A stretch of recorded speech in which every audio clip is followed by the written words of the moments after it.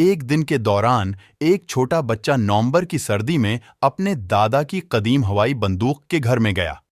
وہ کہانیوں کا دانا تھا اور اس کے دادا کے گھر کے اندر کہانیاں ہوتی تھیں جو اس نے کبھی نہیں سنی تھیں۔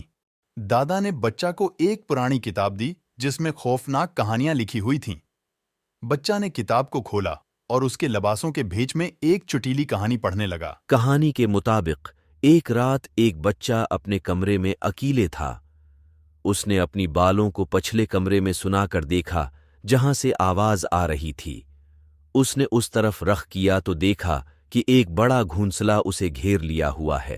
بچہ کو خوف ہونے لگا اور وہ پچھلے کمرے کا دروازہ بند کر کے اپنے کمرے میں جا کر بھاگ گیا، لیکن وہ دیواروں کی چیخیں اور دہشت انگیز آوازیں سنتا رہا۔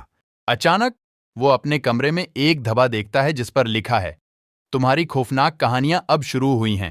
بچہ نے چیخ کر بولا، مجھے یہاں سے نکال دو، اور اسی وقت دادا اندر آ گئے اور بچے کو گھما کر گلے لگا کر بولے، یہ تو بس ایک کہانی ہے بیٹا، اس میں کچھ نہیں ہے۔